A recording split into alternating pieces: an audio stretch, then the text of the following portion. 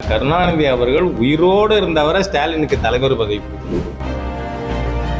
பட்டா இடத்துல இருக்கிற கடைக்கு போறத எப்படி தடுக்க முடியும்? ரெட் ஜெயண்டா சீஃப் மினிஸ்டர் ஃபேமிலி கம்பெனி எல்லா கோவில்களையுமே திமுக மயமாக்க சேகர் பாபுவோட தலைமையில முயற்சி நடக்குது. உங்க யாரோட இடத்த பண்ணாலும் வக்ஃப் போர்டு செக்ரட்டரி இது வக்ஃபுக்கு சொந்தம்னு சொல்லிட்டா இங்க கோர்ட்டுக்கு போக முடியாது.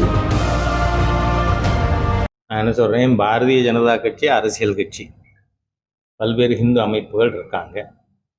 பட்டா எடுத்துமா நான் இன்னைக்கு பார்த்தேன், கடைகளுக்கு முன்னாடி எல்லாம் இன்னைக்கு கிரில்லு போடுறது, இங்க சாலை ஓரத்தில் ஆக்கிரமிக்கிறத நீக்கணும். பட்டா இடத்துல இருக்கிற கடைக்கு போறத எப்படி தடுக்க முடியும்? அது என்ன காரணம்? நீங்க பாத்தீங்கன்னா இப்போ ஊடக நண்பர்களுக்கு ஒன்று நான் சொல்றது புதுசு இல்லை. தமிழ்நாட்டில் சினிமா இண்டஸ்ட்ரி என்ன ஆயிருக்கு? யாராவது ஒருத்தர் அந்த ரெட் ஜெயண்டா சீஃப் மினிஸ்டர் ஃபேமிலி கம்பெனி அந்த ரெட் ஜெயண்ட்டுக்கு கொடுக்காம சினிமாவை எந்த தியேட்டரையாவது ரிலீஸ் பண்ண முடியுமா? Whole cinema industry is in the hands of one family, that is Chief Minister's family. அவர்களுடைய கண் அசைவு இல்லாமல் ஒரு சினிமா கூட வர முடியாது. அந்த மாதிரி எல்லா கோவில்களையுமே திமுக மயமாக்க சேகர் பாபுவோட தலைமையில முயற்சி நடக்குது. இது வன்மையாக கண்டிக்கிறது. அதாவது முருகப்பெருமான நீங்க எப்படி ஒரு மொழிக்குள்ள அடக்க முடியும்? இந்து கடவுள் முருகன் மாநாடு நடத்துங்க. நான் சொல்றது என்ன, இது பூரா விஷமிகளின் தீய பரப்புரை. ஆகவே இன்னைக்கும் நீங்க உத்தரப்பிரதேசத்துல கௌமார கிராமங்கள் இருக்கு, குமரன் வழிபாடு முருகன் வழிபாடு நடத்துகின்ற முழு கிராமம் இருக்கு உத்தரப்பிரதேசத்தில். ஆகவே இவங்க வேணும்னே மொழி ரீதியாக இந்துக்களை பிளவுபடுத்துறதுக்காக நான் கேட்குறேன். KKSR ரெட்டியார் எங்கே போய் இது கும்பிடுவார்? அவர் முருகன் கும்பிட மாட்டார? நம்ம இப்போ போய் இதுக்கு நான் ஏன் KKSR சொல்லியிருக்கேன்னா காரணம் இருக்கு. அவரும் நேருவும் ரெட்டியார்கள் மாநாட்டு போனாங்களா? கனிமொழி ஜாதியே கிடையாது திராவிடனுக்குன்னு பேசுது பார்லிமெண்ட்ல. ஆனா அவங்க ரெண்டு பேரும் நாம் ரெட்டியார்கள் இல்லைங்க. KKSR என்ன தெளிவா சொல்றார், நான் தான் உங்களுக்கு உரிமையை வாங்கி கொடுத்துருக்கேன் அப்படின்ட்டு ஸ்டாலின் கோச்சுக்கிட்டா என்ன பண்றது? அப்புறம் ரெண்டாவது வரியில கலைஞர் அவர்கள் அப்படின்னு சேர்த்துக்கிறார். ஆனா சொன்னது என்ன, நான் தான். இப்ப நம்ம நைனா வீராசாமி நாயுடு அவர்களுடைய மகன் கலாநிதியா நார்த் மெட்ராஸ் MP, அவர் இங்க இல்லை, அவர் ஆந்திரால போய் நாயுடுகள் மாநாட்டில் பேசுறார். நாம தமிழ்நாட்டில் 40% இருக்கும். நான் என்ன சொல்றேன், பாரதி சொன்ன மாதிரி செப்பு மொழி 18 உடையாள் நீர் சிந்தனை ஒன்றுடையாள் பாரதத்தாய். நம்ம அந்த பேதம் பார்க்கல. நமக்கு முருகப்பெருமான் சிவனுடைய மகன் கௌமார மூர்த்தி, அதனால அவரை நம்ம கொண்டாடுறதுல வழிபடுறதுல எந்த விதமான அப்ஜெக்ஷனும் இருக்கவே முடியாது. முருகன் நம் கடவுள். கிராமத்துல ஒரு பழமொழி உண்டு, நரிக்கு நாட்டாம கொடுத்தா கிடைக்கு 2 ஆடுன்னு. அந்த வக்ஃப் சட்டத்துல எந்த மாதிரியாக இருக்குன்னு சொன்னா, இப்ப உங்க யாரோட இடத்த பண்ணாலும் வக்ஃப் போர்டு செக்ரட்டரி இது வக்ஃபுக்கு சொந்தம்னு சொல்லிட்டா நீங்க கோர்ட்டுக்கு போக முடியாது. இனி வர நிலை அதுதான். அதோட மட்டும் இல்லை, இதுவரை சொத்துக்களுடைய அளவு என்னன்னு சொன்னா 9,40,000 ஏக்கர் நிலம் இருக்கு வக்ஃபோடுக்கு.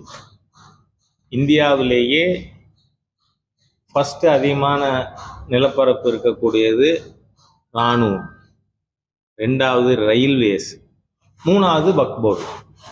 இந்த வக்ஃப் போர்டுடைய சொத்துக்களின் மொத்த மதிப்பு எவ்வளவு தெரியுமா? 12 லட்சம் கோடி. ஆனால் இந்த வக்ஃப் போர்டுலேருந்து வருமானம் எவ்வளவு வருது? அவங்க வருமானம் காட்டுறது நம்ம அறநிலைத்துறை மாதிரி ஏன்னா அறநிலைத்துறைக்கு 4,76,581 ஏக்கர் நிலம் இருக்கு, 22,600 கட்டிடங்கள் இருக்கு, 28 கோடி சதுர அடி பிளாட் இருக்கு. ஆனா இவங்களுக்கு எவ்வளவு வருது? சம்பளத்துக்கே போதாது அந்த மாதிரி. ஸோ வக்ஃப் போர்டில் நடக்கின்ற மிகப்பெரிய ஊழல்கள். அதனால தான் இப்போ ஜியா முஸ்லிம் சொசைட்டி அவங்க இந்த சட்டத்தை ஆதரிச்சிருக்காங்க.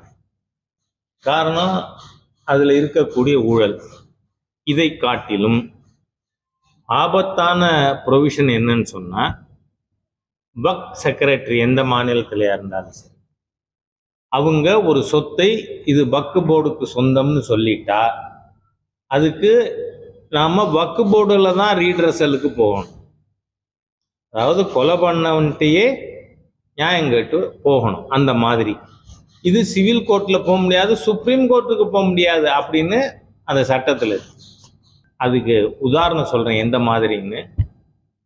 திருச்சிக்கு பக்கத்தில் திருச்செந்துறைன்னு ஒரு ஊர் இருக்கு, அந்தநல்லூர் பார்டர். அந்த ஊரில் 1025, அதாவது இன்னிலிருந்து சரியா 999 வருஷத்துக்கு முன்னாடி ராஜேந்திர சோழனால் கட்டப்பட்ட சந்திரசேகர சுவாமி கோவில் இருக்கு, சிவன் கோவில்.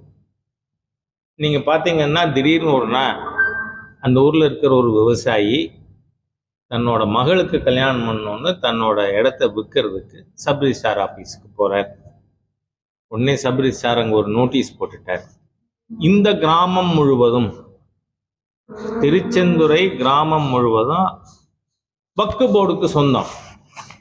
அதனால நீங்க வக்ஃப் போர்டுல நோ அப்ஜெக்ஷன் சர்டிபிகேட் வாங்காம இந்த இடத்தை பராதீனப்படுத்த முடியாது.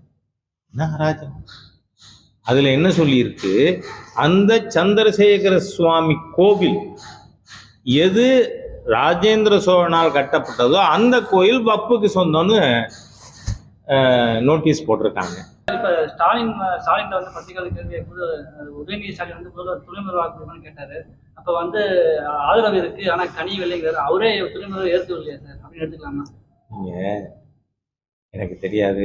டிஎம்கேயோட இன்டர்னல் மேட்டர் ஒன்று. ரெண்டாவது, யாரை என்ன இலாக்காவில் போடணுங்கிறது prerogative of the chief minister. ஆனால் ஒரு கால் நீங்கள் சொல்கிறதுனால எனக்கு தெரியாது. அதெல்லாம் திரு கருணாநிதி அவர்கள்ட்டேருந்து ஸ்டாலின் அவர்கள் எதுவும் பாடம் படிச்சிருப்பாருன்னு நினைக்கிறேன் நான். ஏன்னா கருணாநிதி அவர்கள் உயிரோடு இருந்தவரை ஸ்டாலினுக்கு தலைவர் பதவி கொடுக்கல. என்ன அந்த மாதிரி ஸ்டாலின் நினைக்கிறாரோ என்னவோ அது எனக்கு தெரியாது. இது நீங்கள் சொல்கிறீங்க, அதனால சொன்னேன் கருத்து. தேங்க்யூ.